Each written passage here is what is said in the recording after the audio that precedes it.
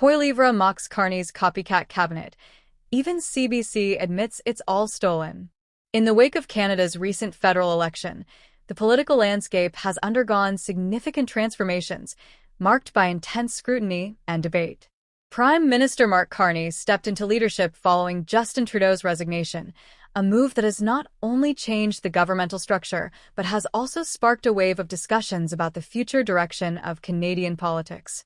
As Carney unveiled his cabinet, reactions varied widely, with some praising the changes while others, particularly from the opposition, expressed skepticism.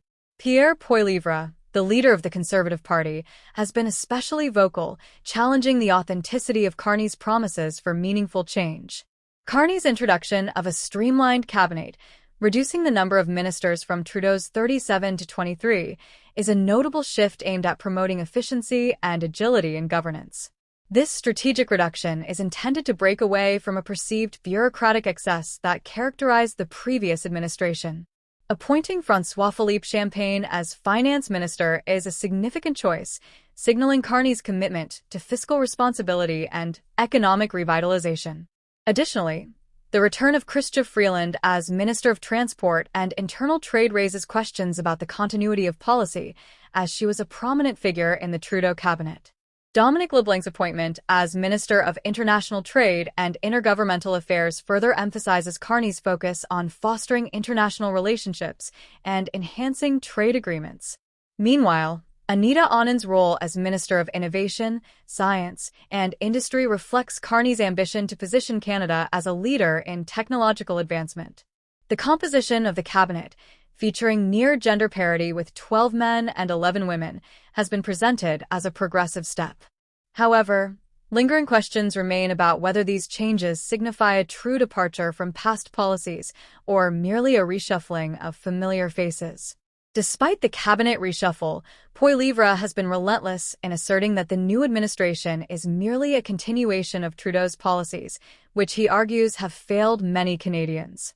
He highlights the significant number of ministers who served under the previous government as evidence that Carney's team lacks the fresh perspective needed for genuine transformation. Poilievre's critique resonates with voters who are seeking real solutions rather than superficial changes, emphasizing that changing the faces in the cabinet does not equate to meaningful governance reform. Poilievre's opposition extends beyond the cabinet composition to include the broader implications of continuity in policy direction. He underscores the importance of merit-based appointments, contrasting his leadership style with what he perceives as Carney's reliance on quotas. This narrative positions Poilievre as a champion of accountability and competence, appealing to a segment of the electorate that values qualifications over symbolic gestures. His emphasis on personal merit and experience in leadership seeks to differentiate the Conservative Party from the current administration, thereby presenting a viable alternative to disillusioned voters. Carney's government has signaled a focus on economic revitalization, a pressing concern for many Canadians facing rising costs of living. One of the most notable policy moves was the elimination of the consumer carbon price, a decision Carney argues will alleviate financial burdens on households. This policy aligns with his broader strategy to reduce costs for Canadians and stimulate economic growth. Additionally, a proposed middle-income tax cut aimed at saving two-income households up to $800 Canadian annually reflects an attempt to bolster consumer spending and address financial pressures. While these economic initiatives may resonate with some voters, critics argue that such policies may not adequately address systemic issues like housing affordability and public safety. The elimination of the carbon price raises concerns about long-term environmental sustainability and the government's commitment to combating climate change. As Carney navigates these complex challenges, the balance between immediate economic relief and the need for sustainable policy frameworks becomes increasingly critical. The effectiveness of these measures will be closely monitored by both supporters and detractors. The response from the opposition, particularly from Poilievre, has been characterized by a focus on merit-based governance. He emphasizes the necessity of selecting cabinet members based on their qualifications and expertise rather than adhering to quotas. This narrative aligns with Poilievre's broader messaging strategy, which aims to present the Conservative Party as a viable alternative to the current administration. By highlighting his wife's influence in his political journey, Poilievre seeks to demonstrate the value of competence and personal merit in leadership. Media coverage of Carney's cabinet and its policies has varied, reflecting a spectrum of public opinion on his leadership.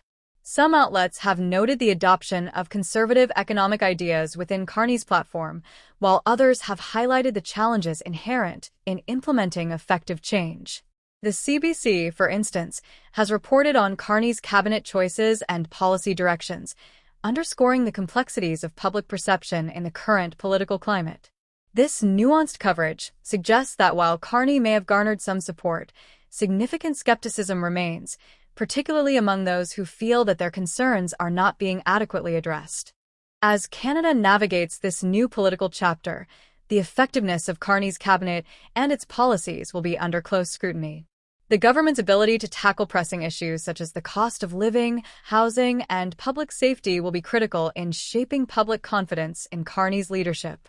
Voters are increasingly attuned to the interconnectedness of these issues, and they will be looking for tangible outcomes rather than mere promises. The coming months will serve as a litmus test for Carney's administration, revealing whether it can deliver on its commitments to change and improvement. Moreover, the political discourse surrounding Carney's cabinet is likely to evolve as new challenges emerge. As the economy fluctuates and societal issues come to the forefront, the government's responses will be pivotal in determining its popularity. Poilievre and the opposition will undoubtedly capitalize on any opportunity to critique Carney's policies, framing them as inadequate or ineffective in addressing the needs of Canadians. This ongoing dialogue will shape the political landscape, influencing public perception and voter sentiment as the next election approaches. In conclusion, the dynamics within Carney's government and the opposition's responses will define Canadian politics in the foreseeable future.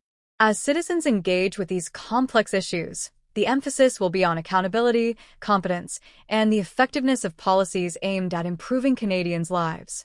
Whether Carney's administration can uphold its promises of transformation remains to be seen, but the scrutiny from both the opposition and the media will ensure that the conversation continues. The evolving political narrative will play a crucial role in shaping the future of Canada and the lives of its citizens, with the next election serving as a significant milestone in this ongoing journey.